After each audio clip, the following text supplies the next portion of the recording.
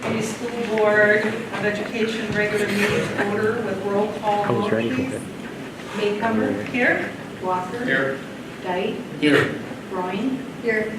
Mack. Absent. Tilton. Here. Reading of our district mission statement and core values by Director Walker. Our mission is to engage, inspire, and empower students and staff in order to maximize learning. Our district core values are to be best for all kids, family, committed leaders, passionate, and invitational.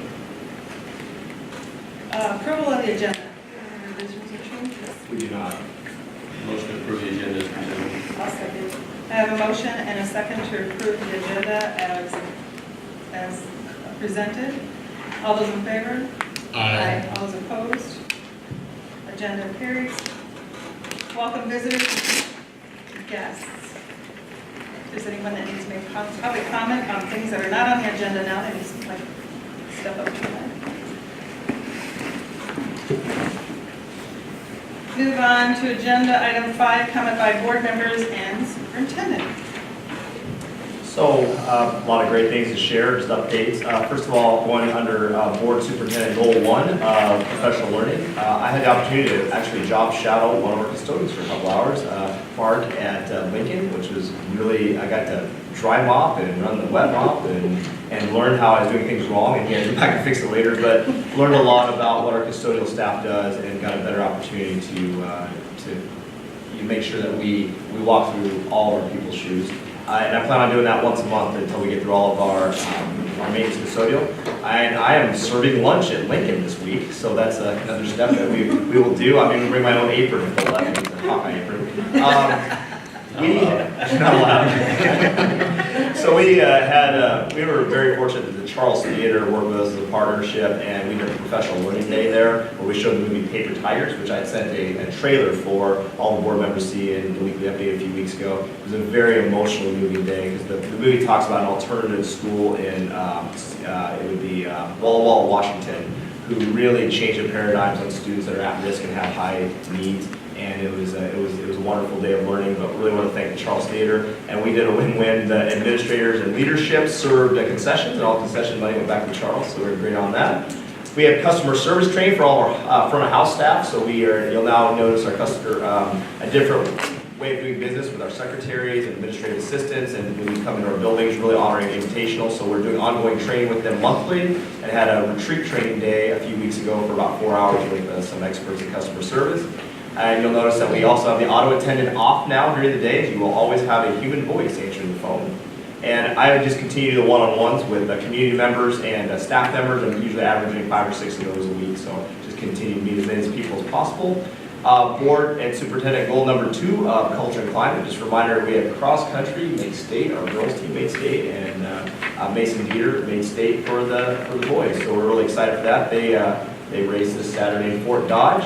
And just thanks to the community, especially the police department, who did a convoy and caravan coming in the night of. That was a lot of fun. I got to be a part of that as well, so that was exciting. Took some pictures and got to parade around town with lights and sirens and everything. And also wanted to remind everybody that volleyball is the second round of state, and they will be at Manchester, West Delaware High School at 7 o'clock tomorrow night. So I plan on going there with my son. My 3-year-old son loves volleyball, so we're headed that way. And then we also did team leader training. So we are working on having a group of team leaders, our staff members that are committed to working on organizational health, ways to improve culture and climate in our buildings.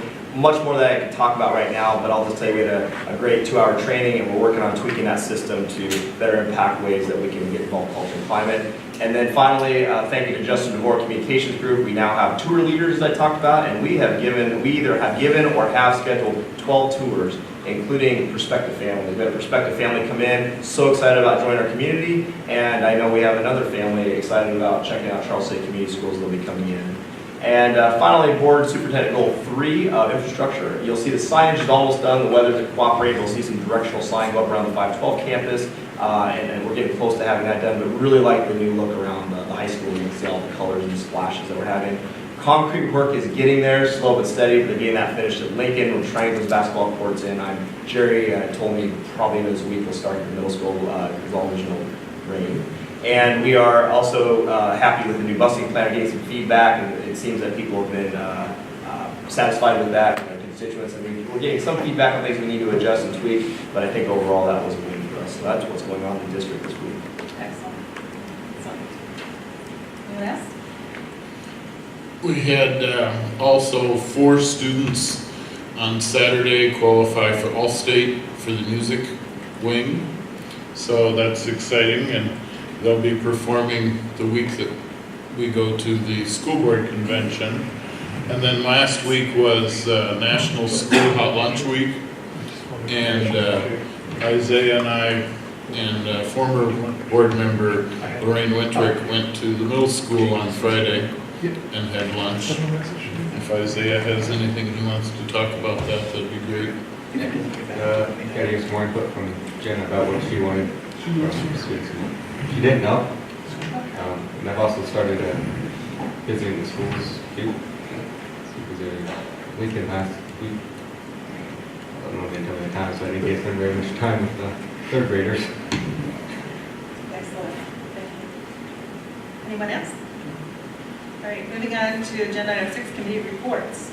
Facilities. Facilities met a week or so ago and had a good conversation, caught up from Jerry on a number of projects that are going on that Superintendent Fisher has hit on about every meeting that we have. So a number of nice things going on in the district with signage and then the basketball court stuff here, and different projects, update on North Grand building things, update on the Estes, updated ICAP report, which is going to be exciting when we get the final numbers and the report on that, and we'll get them here for a presentation so that we can really focus our efforts where they're needed on our continued upgrade maintenance of all of our buildings in the district. So if there's anything Scott would like to pitch in there, then No, I think you hit on all the agenda items, so. The other committees that would have met during this time period is policy. So we met probably about a week ago too, and one of the policies that we discussed is actually on the agenda tonight, the travel reimbursement policy. So we'll be taking a look at that. And then basically we just kind of talked about the plan for, over the next year, different things that we know we need to look at. Mike has been really great at reading through all of the policies and 500, start Yeah. 600 next week. bringing some things to our attention that we know we need to address, probably at the time it's not as busy, so. And I thank you for your work on that. If you wouldn't have read the board policy, our policy does differ a little bit from the staff's, and we did bring something to our attention that was prevented. Okay, we're moving on. Agenda item number 7, German-American Partnership Program. We'd like to welcome our German instructors and guests. Step to the mic, please. You give us your name.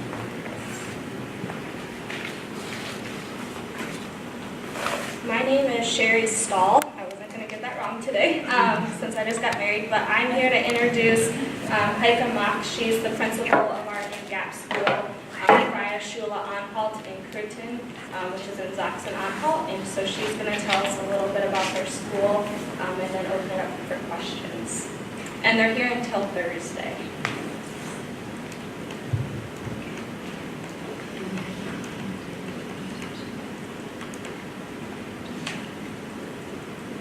Presentation? Do you have their presentation, Justin? I do now. It's in the exhibits, but. Okay. So So they have it. We do have it, Yes, we have, yes. Okay. Yeah, So. and your outline as well. Yeah, but I need one because I don't know by heart. We will get it from you. Oh, thank you, okay, sure. Thank you. Okay. Well,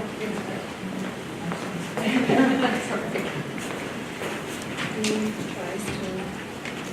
Yeah, then I can introduce myself. My name is Heike Mack. I'm not an English teacher, but I speak English, and I'm a teacher for German language, for Russian language, and for social studies and government. And I'm the principal of Freie Schule Anhalt, which is situated in Saxony-Anhalt in the middle of Germany, and in Köthen, which is our hometown. And I brought you a book about Köthen, and then if you would like to, you can have a look, because it's a very nice small town in Germany.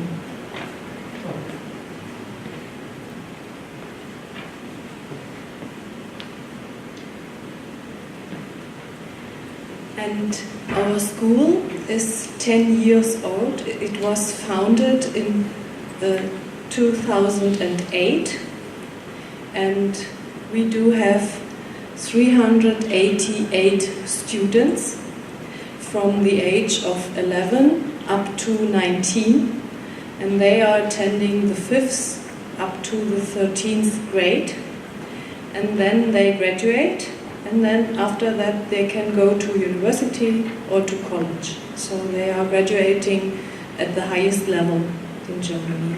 Okay? And our school is a comprehensive school, which means that we have students with very good achievement, and we do have students also with problems or with special help needed, and yeah, we do have all of them. So it's kind of integrated kind of teaching. So as I understood, it's like in the middle school here, and but we are middle school and high school together, so both of them. Yeah. And I brought you a presentation about our school, because we have a special concept of teaching, a special approach to teaching, which is a modern approach, and it's special in Germany. We do have some of the schools who have this approach to teaching, and it's based on special principles, and I will tell you what principles those are. So first you see our logo, and it says in German, everything has to start little. So alles muss klein beginnen. And this hand shows the principles. So we have 5 principles of our school for teaching. Okay.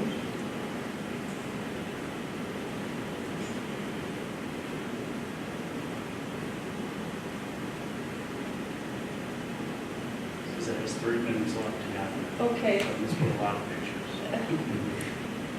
Maybe. But you see it in the presentation. Yes. Okay. So we are a school, but we are not a Christian school, but we teach Christian values like brotherly love. We have a Christian concept of humanity, but we don't have only Christian students, we do have all of them. So our 5 principles of education, the first one is individualization. So for us, every student is important. The second one, we pay attention to the students in all their aspects, the mind, the heart, and the physical abilities. That's very important for us, and this is not very usual in Germany. So as I saw it here, you have it also. You pay attention to all skills, but in Germany we don't have it in all schools, but we do have it in our school. So very important for us is the atmosphere of the school. So for instance, students changed their shoes in our school. They wear indoor shoes in the school because, so it's more comfortable for them. They have breakfast together, and we want to make them comfortable, because then it's easier to learn from them. So we pay attention to life skills and future careers, and we got an award for doing so. And we have special subjects like woodworking and industrial technology, family consumer sciences, for instance, cooking. And we build partnerships to different organizations like other schools, to the University of Applied Science. We have a University of Applied Science in Köthen, to different businesses, yes, you see. And then I can show you some pictures about the school. Yes, yeah. Thank you very much.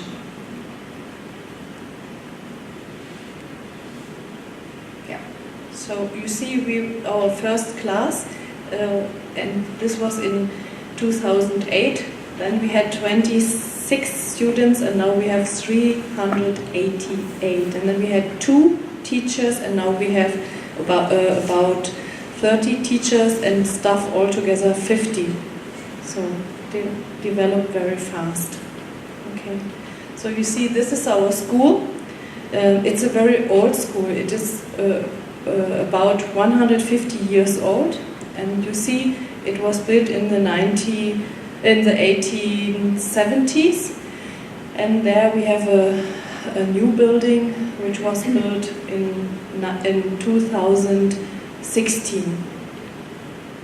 So as I said already, so we are not a Christian school, but we are a school who teaches Christian values.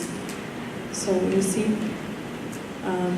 for instance, some pictures of the class, and you see our logo. There is one student of mine.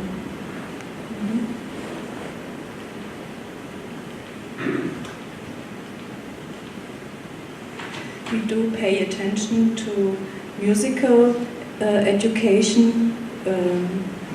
We do have lots of students who attend the musical school and the school for learning instruments, and we work together as partners. Yeah, we gather together in our gym, maybe every other month, and then we talk about problems, we talk about things that are important for all of them, and we give awards to students who deserved it. Yeah, and then you see, as I told you, we change shoes, we have breakfast together. This is very important. Yeah, and that's about the life skills.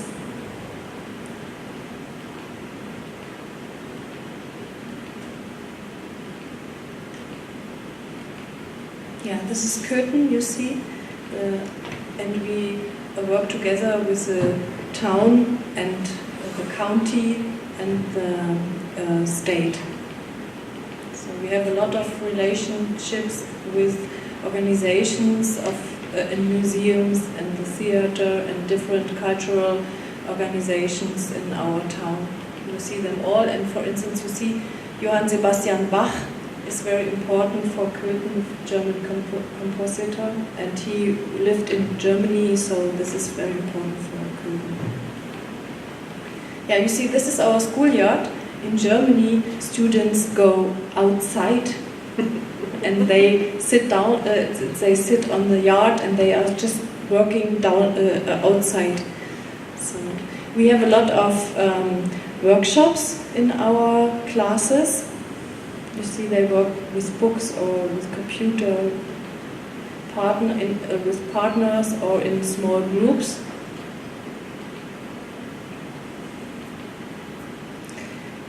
And we do have projects, and I asked Sherry to explain it because it's a little bit difficult for me. So I will tell you in German. She will translate. Wir haben Projektwochen.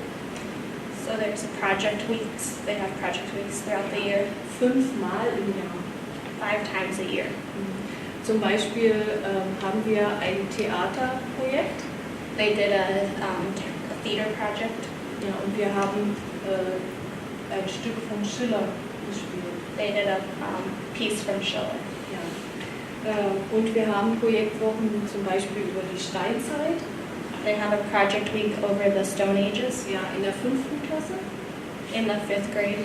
Und wir alle Fächer arbeiten zusammen. Deutsch, Geschichte, Kunst, Mathematik, Englisch, Sport, Hauswirtschaft. Alle Fächer arbeiten zusammen an einem Thema. So all of the subjects in this one work together, such as history, German, art, math, English, woodworking, and FCS classes. Ja. And PE. Ja, und wir haben das in jedem Jahrgang, in jeder Klassenstufe. And they have this every level, so every grade. 5-mal im Jahr. I'm very delighted to be here. And I brought you some gifts, some presents to say thank you that we could stay here. And we want to have this school exchange further because I think it's a very good possibility for students to learn about each other and to make friends. And that's what we are here for, to say thank you. And yeah, I hope that the students, your students will visit Köthen as well. Yeah.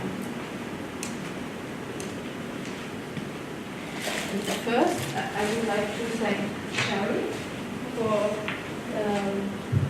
organization of the school exchange. Thank you very much. This is a small present for you from our school. Thank you. And then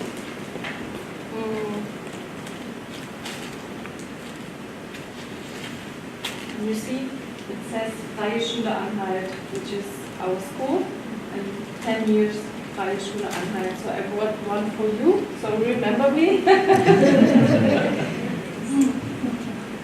Thank you. And I brought one for you. Thank you very much. And you stay here. I enjoyed it very much. Appreciate it. And then I do have another, it's a small book, a booklet about our school. You may have a look at it, but I will give it to Sherry because yes, she can use it in the lessons, okay? And the other book as well, so maybe this is for the German classes. Yeah, and then I brought you something, just a small greetings from Germany. It's the oldest chocolate factory around in Germany, and this is only a small present for the school. Thank you very much.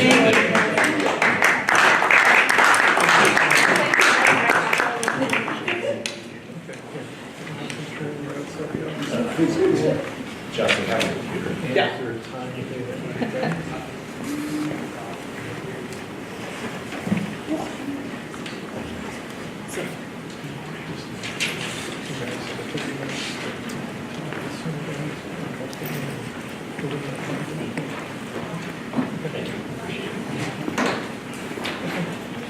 Thank you very much for your presentation. That's exciting. And thank you, Mrs. Butcher, too, for I know your work in setting up the groundwork and doing the foundation to keep that program going. Yeah, and we As are a very parent happy. of the children who participated several times. Yeah. And a lot of German friends we have because of that program, and it did make a difference in their lives. And we do have more than only one school exchange, and it's very important, very, very important. So I think to learn something about the world, you have to go and to see. And yeah, thank you very much. Thank you. Thank you. Moving on to agenda item number 8, certified enrollment. Well, I'm pleased to announce that we have officially certified our enrollment with the state, so that makes it official. As is just the beauty and complexity of the state of Iowa, enrollment is not always as simple as it seems, so I wanted to walk through that a little bit. Previously, I shared out our counts, and counts would be different than certified enrollments. Counts were literally, we track every week how many kids physically were in our building, and that was a big piece. That number is typically going to be smaller than our certified enrollments because we're not taking into consideration weighting. So the question we always get is, how can there be a fraction of a student? You know, 1.0 weight is one student, and that's how our enrollment is also drives our funding we get from the state. However, there's fractional increments because of dual enrollment. For example, if a student that may be a homeschool student but wants to take a band class, and we might get a fraction, like 0.1 or 0.2, depending on how many periods that might happen. Or busing we might provide to a private school student, or waiting for English language learners, we get additional weighting. So that's how you end up with these fractions. And once you take into consideration those fractions, then the actual students being served is higher, even though it's like, well, gosh, it's a fraction of the student. But again, homeschool assistance would be an example. Our homeschool students but receive assistance through our homeschool assistance program get a 0.3 weighting. So even though they don't technically come to our schools every day, because of the assistance they get, we get a 0.3 weighting and add that in. So I'm pleased to announce that there's two pieces on the document I shared with you. First of all is our certified enrollment. This is our certified enrollment that we submit to the state that I certified on October 1st. Last year it was 1501.65, so 1,501.65. And that would include weightings except special education. Special education weighting will not come out until November. So we have some students in special education that receive additional support. We get additional fractional weighting for them, so this is without that. This year, I'm pleased to announce it is 1,540.62. So that is an increase of 38.97. So that, and what's important about certified enrollment is that is what sets our funding formulas, because, for example, our per student formulas, make sure I quote the right numbers, $6,791 per student. So that's what a 1.0 is. Obviously, state increases, state supplemental aid could impact that 6791, but we have to wait for the legislature to make that decision later in this session. Actual students being served, that's a little bit different number, but this also includes weighting last year. So what that means is these are the students with the weighting, taking consideration those increments, those fractional increases in different things. It was 1510.45 last year, 1,510.45, and this year it's 1,535.72, 25.27 increase. So a couple different ways you can slice and look at that, but that would be the actual students being served in terms of students receiving services. Now the question would be why that difference in those two numbers. That has to do with our different open enrollment numbers, so that's what takes into consideration for that. So I'd entertain any questions you may have about these numbers. Hopefully I've been clear enough in explaining what they mean.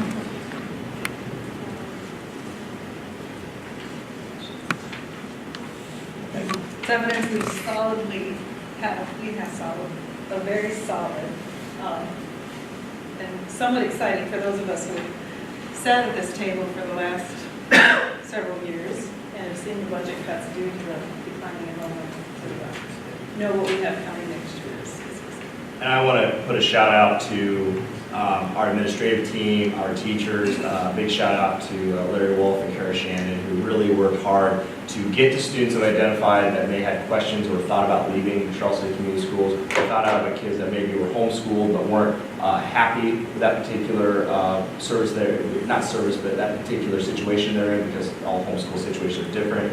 And again, this is a solid number, 19 students that ended up choosing Charles City Community Schools this year because adults got involved, had conversations, told them about the great things happening, and they chose our school district. Again, 19 because I can list out all the names of those students on my whiteboard. It's actually there right now, of the students we said may have concerns or questions or thinking about leaving or not in or might be interested in coming aboard. We had individual conversations with all of them, so it was a very large team effort. Absolutely. Plus 3 since that being in high school. Wow. I think that's something that we've talked before about this, and we always talk about it when it comes time for budget cuts or budget stuff in the spring. How difficult it is to understand school funding. It's virtually impossible for even those that do it for a living. There's always things where you scratch your head over this or that. But to see something like this, and it wasn't that long ago we were down 47 in 1 year, and we had substantial budget cuts, but to see it up like this is really, really pleasant feeling and surprise. So, thank you all for your hard work. For excellent reasons.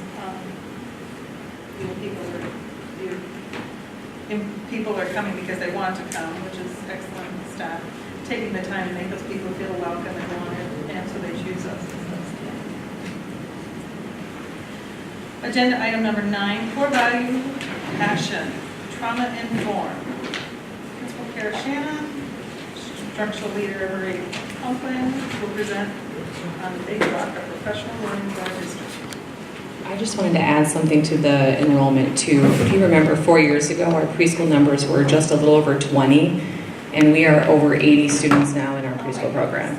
So we just added our 4th section last year too. So that might be some of the growth as well. So And that's, I want to clarify as well, the certified enrollment numbers you see do not include preschool because it's a categorical funding that's different. So Correct. when you talk about all the kids we're serving, add the additional kids that she's talked about. So it's a good place to be. we're really excited. Yeah, we have over 80 students already. So those are students that are already 80-some students that are within the district, understanding our processes, our systems, and building and relationships and coming up. So it's really good, yeah. All right, well, Kara Shannon, Washington Elementary Principal, and this is Marie. She's our success coach for our district. So we're here tonight to present on trauma-informed schools. And as Mike alluded to earlier, our entire staff went through the training, or the movie, Paper Tigers, and that was just one of the first steps for an entire systems thinking with our trauma-informed training, I guess. And so we want to just take you through the journey and take you back a few steps on how we got there, where we started, how we're here today now. So we have some quotes for you to think about, and as you look through this one, we know that we have challenging students to take care of in our buildings, and to simply tell an adult, spend some extra time, care and love for them is not enough. We really do need to equip them, and one of those ways is to start really building that compassion and empathy, hence the Paper Tigers video, so that they have another way to look at how we handle students with challenging behaviors. And trauma-informed schools is not just about those with challenging behaviors, because everybody has a story. And that's part of a book study that we're going to be doing too. So everybody here has a story, whether it's a high ACEs score or not. So, and then with this one too, we know that compassion and empathy does not just happen overnight. It's a journey, and it's going to take some time, but it's at the heart of what we're doing here. It's the heart of the trauma-informed school. So we have a leadership team that we started with last year. And you can see we have administrators, to counselors, to success coaches, and special ed teachers. And this year we're excited because we are adding 2 students from our Iowa Big ACEs committee that they have. So we're excited about that. These were our task force members. So these people represent all the way from preschool through 12th grade. So in every building across our district, Carrie Lane's represented. Specials teacher, special ed. We tried to get somebody from each department, all the grade levels, all the buildings, secretaries, custodians, all that. So we had a really comprehensive list of staff that went through as our first task force.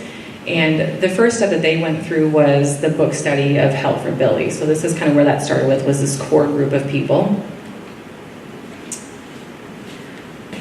So one of the clarifications that we want to be sure to make with trauma-informed is one of the things that the book study that the staff will go through talks about is that trauma, as the American Psychological Association defines it, is an emotional response to a terrible event.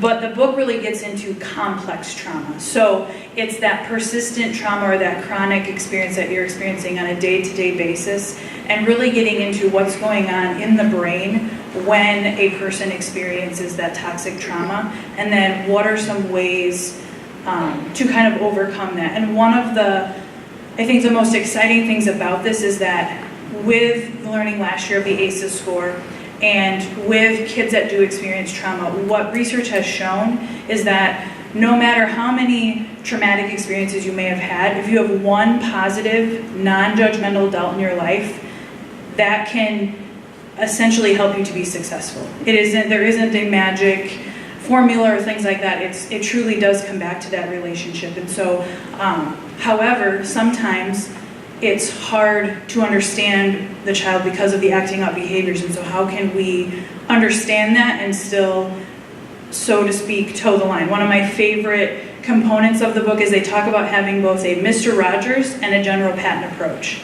And how do you marry those two characters together to set those firm boundaries, but to also love on kids every day? And so So that's, the staff will learn about what is the brain going through that and talking about the neurological side of things.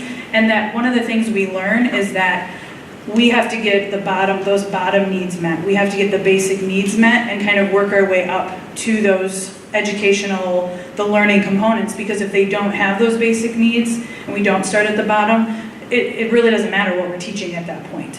And so this approach is that way too. We need to be equipping those people at the ground level, our teachers and our staff, and this includes janitors and cook staff and anybody bus drivers, anybody who interacts with kids, giving them those tools to better understand kids. And it doesn't matter, the great thing about this approach is it doesn't matter if they have experienced trauma, even if they don't have an ACEs score, this approach is going to be effective for them. It's going to be helpful for them because they're connecting with people. So our trauma task force team that Kara talked about, they were developed after the first group that you saw, the instructional leadership, went to a trauma-informed conference last year, and we got to see Jim Sporleader speak, and he is the principal in the movie Paper Tigers from Walla Walla, Washington. So he talks about his transformation and how he used to be a traditionalist, and he learned that a lot of suspension of kids and kicking them out of school for pretty intensive behavior, and realizing that when we kick kids out of school, what are we teaching them? We aren't. And so really getting to know the kids and having better approaches. And so that team came back, and that's when we asked the Trauma Task Force team to come, and they went through the book study this summer. They met for 16 hours between May and June, and then they also learned about zones of regulation, which is a curriculum that helps provide a language for kids on what their feelings are, what's going on internally when they're not maybe regulating externally. So when we see those problem behaviors, getting at being able to identify why I'm feeling this way and understanding what my body is doing when I am that way. And so the great thing about this is that the curriculum is geared towards all the way down to preschool, all the way up through adulthood. So we can use this with kids in any building and get a common language built. And so we talked through that, and we have a cohort of people, PK4, who are implementing it as a class-wide intervention this year to kind of pilot it, see what we notice, see what we see with our data to determine, is this a good tier 1, is this something that we should be equipping all of our kids with. And then one of the big things that we talk about is we have to remain regulated in all instances to be good models for our kids. So not getting frustrated with them and letting them see that frustration. But if we are frustrated, talking through that with them and letting them know that we have the same feelings they do. So kind of modeling, how do I approach that when that occurs? This is one of the common things. We have to stop taking things personally when we get into those power struggles or into those some of those behavior components of things. Jim Sporleader talks about dropping your personal mirror. It's another way. So we know that one of the implementation guides, one of the steps in there is really getting that 80% buy-in. And so we've been using the trauma-informed school guide, and it was by Jim Sporleader, and he has a bunch of steps in that he implemented within his building as well. So we're using a lot of that as an example for our district as well. So these are just a few to highlight some of the things that we would need to be able to get all those adults to buy into this process. Because it is a new way or a different way of thinking about how we deal with behaviors and how we build relationships with students. So we talked about dropping the personal mirror, accepting students even when they're in that fight, flight, or freeze mode, and understanding that they can't control their behavior at the point, and it is just a behavior. Agree that traditional discipline models don't work, like Marie talked about with the suspensions. If you watch Paper Tigers, they have a really nice graph and statistics on that, and realize that out-of-school suspensions are giving the student actually what they want to have.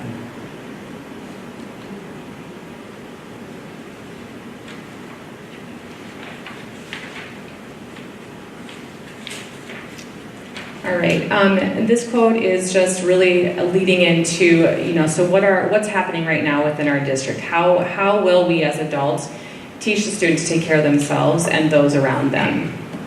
So what's happening right now is, as we talked about, our entire staff has viewed Paper Tigers. We did that at our last PD day. Our entire staff is going to be reading and participating in the Help for Billy book study, just like our task force team did. And what's really great about that is those that were part of the task force team, they're leading the book study. So like we've empowered now, how many? 30 teachers or staff members, teachers in our district to lead that. And we also have the opportunity for some of those teachers to take it for credit too, for renewal credit. Elementary classrooms have a reset spot. So if you're in our building, you'll notice they look different in every classroom, whatever the teacher's comfortable with. Sometimes they're a yoga mat, sometimes they're a beanbag chair. And recently we just got some items to go into a sensory basket for students. So like a calming breathing sphere that stretches out as you take breaths in and out. Some bubble timers, those kinds of things to really help students have a chance to get into that spot and regulate themselves. And then we also have a task force team who learned, like Marie said, about the zones of regulation. And we have classrooms that are teaching that, plus our counselors are doing it as a tier 2 intervention. And then our teachers that have, or our students that have behavior goals, IEP behavior goals, they're also partaking in the zones of regulations instruction too. So like Mr. Ryan Fank is teaching that, Mrs. Heron and Mrs. Speaker, is that right? Yeah, are teaching all those with our students that have IEP behavior goals too. And then also another enhancement to that would be our customer service training for front office and central service staff as well. So as we know, in those moments of frustration, it's often hard for us to remain calm. And it's easy to say, just remain calm. But instead, this just speaks to our long-term goal is that over the next year, we want to really equip our teachers with what are some of the tools that you can use to remain calm in those moments where you might become dysregulated. And so we have set some both short-term and some long-term goals. Our goals for this year is really come back to building those relationships with all students, and that also fits into what we're working on is building our climate and culture. And so making sure that all kids feel safe. The book talks about what are you doing in your classroom to make a student want to get out of bed and come to you every day. And so really getting at the root of what are we doing to make that happen. And then also making sure that we have clear and consistent expectations for behavior district-wide, and that those components are communicated to not just the kids, but also to families and to the community to better provide predictability for kids so that they understand and learn from the mistakes that we all make. Some of our long-term goals is we do want to, once the staff has read Help for Billy, provide some potential resources to families and to the students. We talked a lot about the secondary level. There are certain components of that toxic stress that they would be able to understand, and so how can we embed that so they can better understand themselves, but also to equip our parents with some of these tools, because a lot of our kids that have experienced trauma have come from families who have experienced trauma, and so how can we help them break that cycle? And then also just finding some ways to tie this into becoming more of a community event or a community commitment, so to speak.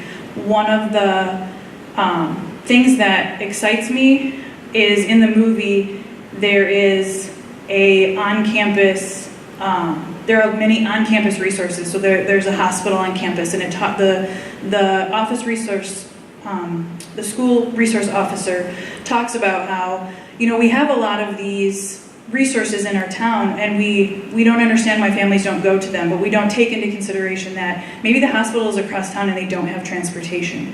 And so how can we provide some of those resources to those families? And so really digging into how can we meet not just the needs of our kids at schools, but beyond school to help them be successful in life and find that success beyond this.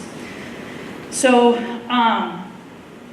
a lot of this just kind of ties up. A lot of times you hear we blame our teachers or we blame the students for their misbehavior. And even though sometimes one or the other or both are part of the problem, it's moving beyond that. It's moving beyond what's the problem and really getting into what is the solution and what can we do to better help our students and to better help our staff understand one another and build that compassion. Any questions for us or comments? I'm just curious, what does ACEs stand for? Adverse childhood experiences.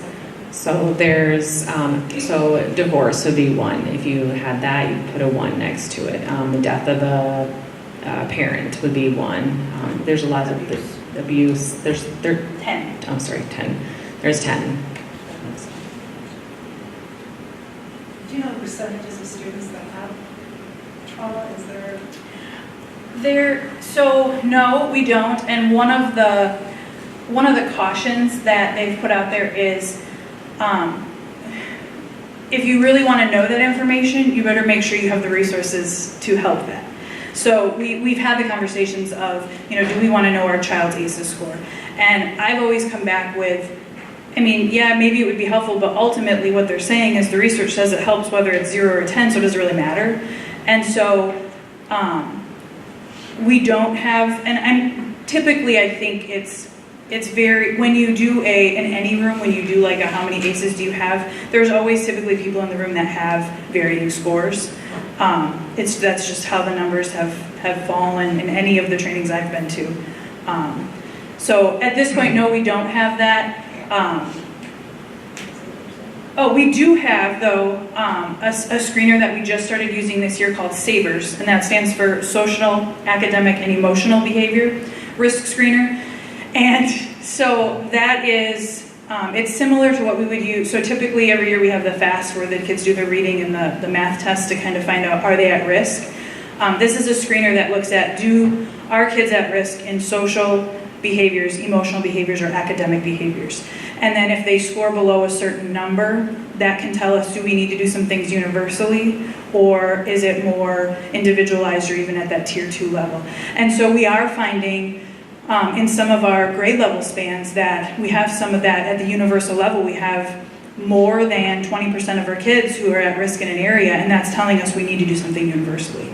So some of that is, I think, we've had this feeling that there's been something going on, and now we have some data to back up. Yep, well, the thing that we're feeling is a thing, and now we have some numbers to it, and we have a way to respond to it. So a lot of our reactions have to be data-based. Right. Yeah, I had a teacher who came to me about 2 weeks ago, and she said, every year my kids get settled by this time. So, she feels like her classroom management, she's like, but I just can't figure it out this year. And I said, well, let's just take a look at your SABER score and see. And sure enough, she had about 23 or 24% of her kids who were at risk in that social area. And so we talked through. Luckily, she's one of our pilot people, so she's teaching zones of regulation. I said, let's relook at these scores in December after you've taught this and the kids have started to use it, and continue to see if they're at risk. And then we can kind of drill down. If there are going to be some kids that zones probably isn't going to be effective for, it's not the only tool that they need, and so then we can kind of dig deeper into more of those individualized kids of what are some other ways that we can help them.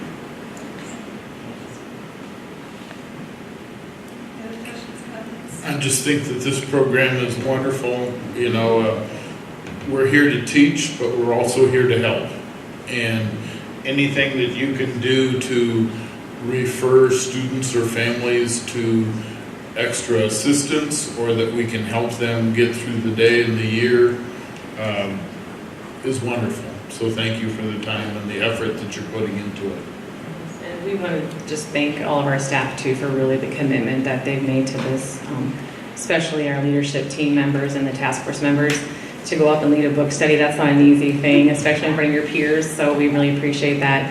And if Mr. Larry Wolf was here, he would say sacrifice content for character. He would add to your comment on that. So. Yes.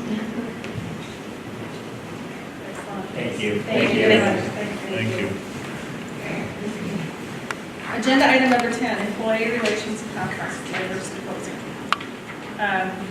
Director Dyke, Superintendent Fisher, and myself attended conference down in Des Moines this past week, and it was very interesting. Had lots of different sessions, had some breakout sessions. Jim Hanks was one of the opening speakers. He was very entertaining, very good, lots of information up and coming, what we might expect. There was then breakout sessions, and I'll let Director Dyke and Superintendent Fisher talk about the sessions that they went to, but I went with the maximizing the IASB compensation resources. I have used some of those, and that has to do with our website that we have access to, and I have used those a bit over the past, but had no idea the extent of what those and the different reports and comparisons that you put together with those, so that was very informative. And in the afternoon, I participated in a labor management committees, an opportunity for employee engagement.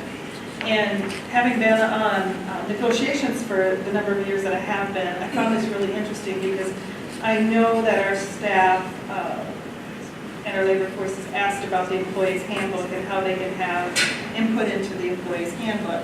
And I can see this in our future of how this is handled. What they were talking about, this school district that was giving us examples for this is they basically have like a policy committee. And it's a committee made up of across the board, certified and non-certified, and they look at the different things in the handbooks and bring up questions and suggestions and do that just on a regular basis. So they feel huge ownership in that handbook. It's their handbook. They don't feel like it's just something that was handed to them. So that's interesting. I went to a workshop in the morning, Workers' Comp, Reducing Injuries is Possible, led by a risk improvement engineer from EMC Insurance. Terry, are we in that EMC group? Yes. And I know I didn't ask this ahead of time, but it's been a number of years, has it not, since we did had EMC up for a risk assessment for safety? Maybe 5. 5, okay. But we've had them occasionally. Occasionally. What the engineer did was went through and showed pictures of things that they had found in districts that were safe and not safe, and talked about the programs that they have available to districts that are part of that EMC group. And then in the afternoon, I went to Ensuring School Safety. It Takes a Village. The Clinton School District was there talking about having a police officer in their building and how that all works out and relates to safety, and trying to make sure that students and parents respect police officers and would go to them for help or assistance. Police officers aren't just there to give you a ticket or arrest you. You know, they are a vital community resource. One of the interesting things that came out, a board member who was there talked and asked the question about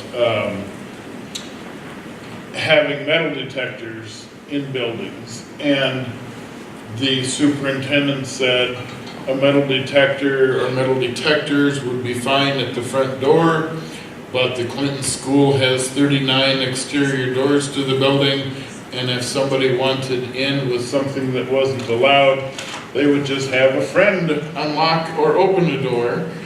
And one of the things that he said that I'm sure is true in almost any district would be that the shop doors and the exterior doors in VOTEC, VOAG, and the shop car area,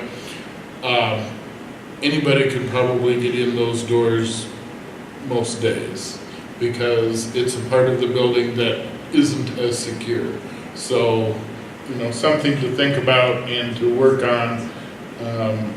And maybe it's time again that we have EMC come up, and would be a good fit with the Estes report to see where we're at. But since I'm the substitute for the negotiating committee, I went to the 2 the sessions that weren't negotiations or labor related. The 2 breakout sessions I attended, one was around superintendent's evaluation. I know we've received quite a bit of training on that, but I thought it'd be a good refresher, especially as we get into that season, so I can best support the directors on that tool. So it was led by Harry Hagethal again, and so really hit on a lot of things, but still, I walked away with a couple of great ideas, that, yeah, we should definitely do that. One being a public share out of my progress, periodically in open meeting that could support what we do in closed session. Then I went to it was almost like an active board table. I'm gonna have Harry talk to him about the PowerPoint. It was by Solon Community Schools about the role of the board and human resources and how you deal with those parent complaints, and actually did about a lot of role playing as a board member and superintendent. And I thought it was really helpful in explaining how to get time to deflect some of those tough situations back to the administration, or how you can answer those tough questions. So I thought it was really helpful. But I appreciated the updates, especially around Chapter 20 changes, 279 code changes. Felt, at least enough knowledge to know where to go ask questions. It wasn't comprehensive like you were a lawyer, but you know who to go ask when those questions arise. And I thought it would make us a much more knowledgeable as we get to that season of bargaining negotiations as well. Any questions, Chris? No, It was very good. Number 11, superintendent evaluation instrument. Superintendent Fisher. Nothing too new here. These are all documents you've seen before, but we need to approve them as a tool. First of all, this all comes from Harry's workshop that we had back in was that August, no, September. So one of them, he's trying to make this as skinny as possible. The first one is considerations for superintendent evaluation. This is how you can see where much of the standards, because we know that the Iowa standards for school leaders can be a little overwhelming, but how they crosswalk and how you can assist that evaluation. Then again, his short evaluation form, remember short, 6 pages, he got it down from like 22, and we're lucky we were able to brand that in our good Charles City comic branding, but we have that. So, my recommendation is to accept this tool for my evaluation that we'll use throughout the year. Again, this is the one that Harry recommended. It's exactly what he presented in the workshop. It is just with our nice logo. And then finally is, again, another tool that he provided from ISB, has our logo on it, but during the year superintendent performance progress review. So when we go into those periodic reviews, this would be a tool that we could use to give me feedback on what's going well and what maybe I need to provide more growth area, where I need to lean my talents and time into. So a very simple tool as well. And the biggest thing you'd want to know is the first meeting in December and the first meeting of March would be where we go into closed session for my review. That's where it's tentatively scheduled right now. Obviously, could change depending on still whether those types of things. But that's where it made most sense around the quarters to have a midpoint review. That's where we would use this tool to have a closed session conversation about, for my evaluation. Before that, I anticipate each meeting before those meetings, I will have a share out of progress on my superintendent goals and our board goals, and give you evidence and data, so that way you have time to process what I'm doing, what I've been up to, provide any questions you may have to better clarify, so that way you feel better prepared coming into this document. And then this document then will inform the work that you'll do on the previous 2 documents as well. It also says aligned in my Iowa Professional Development Plan, which I'm required by Iowa Code to file. And actually, this was a little redundant. It's my board and superintendent goals that we've already done. Those are the pieces that we have. So those were, you're just basically prior approving what you've already approved, which was the goals that we set previously. So my recommendation is to approve these tools for my evaluation, and entertain any questions you may have. It's comprehended compared to what we've had to use before, which I know was difficult, because I know based on the response we received back, there was some confusion on how the evaluations before worked. I was reading through this today, and my mind was already rolling with the answers. I already know what I can possibly write in here, and I'm questioning what is it looking for. It's more clearly stated, so kind of looking forward to evaluating this. Well, thanks. and Harry's big piece was, and this is that awkward, he calls it awkward junior high dance of, I'm working with people who don't work in education every day and walking through some really heavy educational things, and most of you don't work in careers where you have to evaluate people, which will will be maybe more foreign to you than it would be for like school leaders. So that's one of my, you know, things is to support you with that and help and provide and make as much clarity as possible. But this is why Harry would really, an ISB, support that, like, goals, the superintendent board goals are so clear, and that you have to set around that, because his example would be at the workshop he talked about is, you know, say you have a tough season come May, just some tough things happen, maybe a bad thing hit the press, or there's some unhappiness with this employee group, or those different things, and it's really easy to judge a superintendent just based upon the feeling you have about that, especially if you're getting, you know, some community feedback. But remembering it's not just that can play a role into it, but it's going back to those superintendent board goals and seeing, did the superintendent meet or not meet what the metrics we put out beforehand and what we wanted them to do. And sometimes, because you're doing that, there may be some unhappiness. You know, if a goal was X initiative and there's some unhappiness about that could be a piece that's in there. So it's not saying they're not intertwined, but Harry did really push on, you know, making sure it's goal and metric oriented. Well, and I think it's helpful that we use these same tools in that at the board table workshop we do here.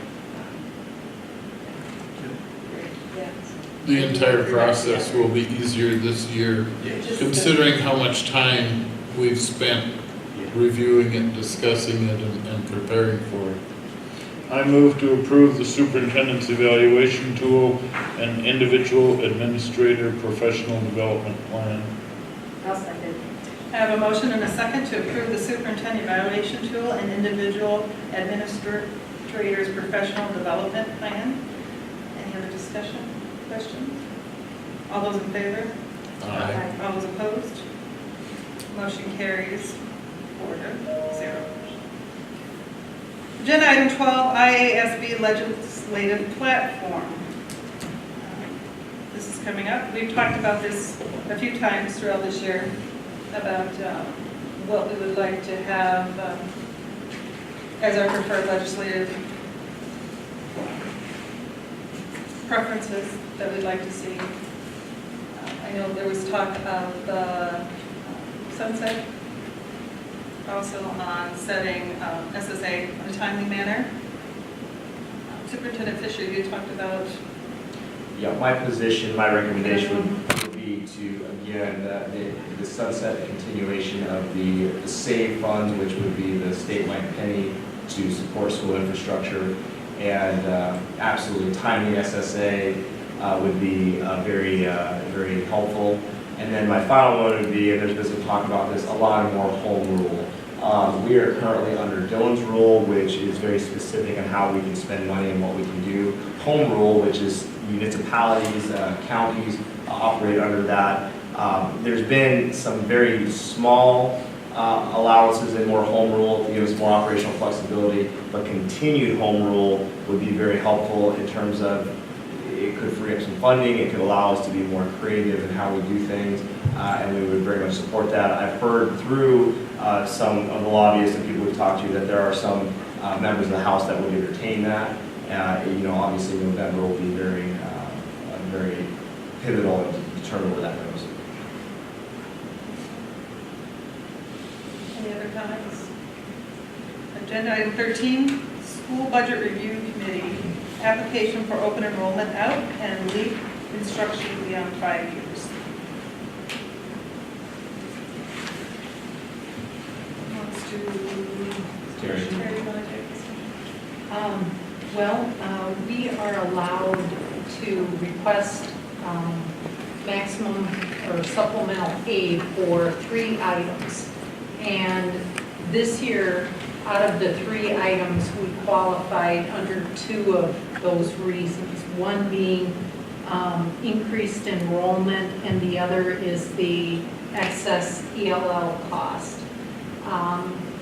So because of the increased enrollment, that is the larger of the 2. It's $264,169, a lot of supplemental aid.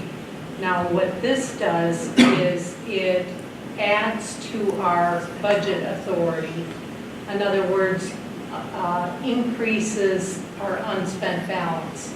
It doesn't have to, we don't have to levy for it, which would mean property tax. In April, we'll have that as a decision that you'll have to make is, do you want to request funding through property tax for this?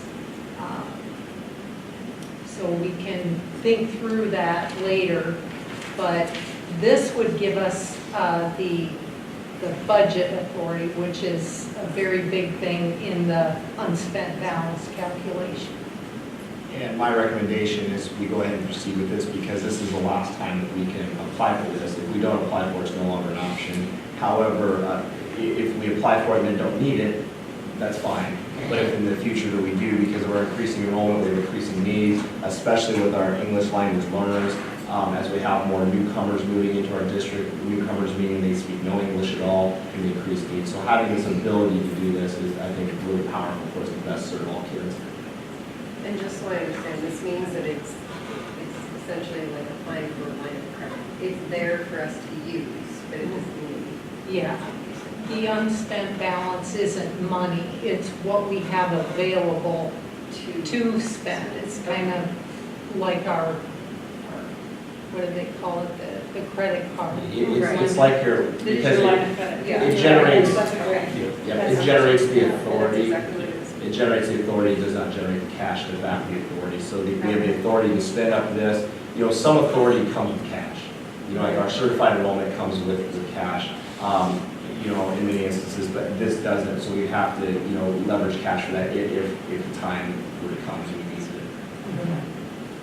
Motion to approve the SBRC application authorizing the request to modify supplemental amount for increasing enrollment of $264,169.90 and for LAP instruction beyond 5 years in the amount of $23,904.32. Second. I have a motion and a second to approve the SBRC application authorizing the request for modified supplemental amount and increasing enrollment of $264,169.90 and the LEP instruction beyond 5 years in the amount of $23,904.32. Any additional discussion? All those in favor? Aye. Aye, those opposed? Agenda item number 13 passes. 4-0. Agenda item 14, special lift bus. Administration requests bid for a lift bus. 25 passenger bus. 4 wheelchairs, gas lift bus. Any discussion? Questions? Paid for from special education funding, yes. Yes. Motion to approve the bid from Hoagland Bus Company for a 25-passenger Ford shared gas lift bus for $87,977. I have a motion and a second to approve the bid from Upland Bus Company for a 25-passenger Ford gas lift bus for $87,977. Any additional discussion? All those in favor? Aye. All those opposed? Motion carries 4-0. Agenda item 15, first reading of board policy number 401.7, employee travel compensation. Missy touched on this. Central office did their homework, all 2 neighboring districts. Most of our conference schools do not have a limit, an individual limit for breakfast, lunch, and dinner. So, and it'll save administratively, and it does make a lot of sense. Most people aren't gonna abuse the limit. This particular reading takes out the requirement that we wouldn't reimburse tips. So in other words, it would now reimburse tips since tips are pretty standard with any meal anymore, so. And we are maintaining safeguards for this that reasonable would be determined by the superintendent if there was questions that would arise. Where this comes from was when you set individual numbers, we're not putting cost of living increases or things like that. There's inflation and things that come into that, so we have to continue to look at that. And my stance is in recommendation of policy should be the 30,000-foot view, and so it shouldn't be so specific it becomes constricting. We were running into issues where you might have somebody that is in Chicago for a conference and it's going to be hard to find breakfast for $8. And now they're coming back and we're trying to figure out how to reimburse with tip an $8.75 meal or a $10 meal or different things. And quite honestly, feedback we got from staff were they just weren't turning in the receipts. It was just more of a hassle to do that, which I appreciate them being altruistic that way and maybe saving their time. But also I think we have a responsibility to take care of our Charles City Community School family and make sure they're compensated for the work they're doing on behalf of our students. I had been paying attention to the amount of paper shuffle that has to happen by the secretaries because of this amount, and sending students out and then having students that don't have control over the meal cost, and if the meal's $8.50, and then the confusion and all the paperwork that was causing.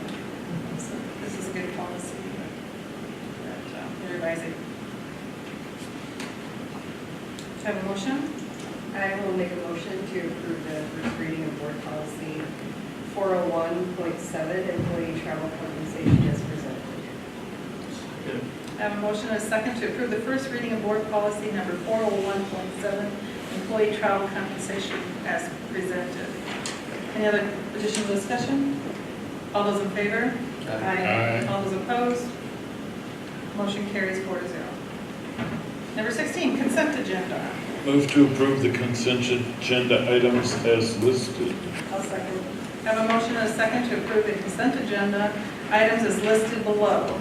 Any other discussion? All those in favor? Aye. All those opposed?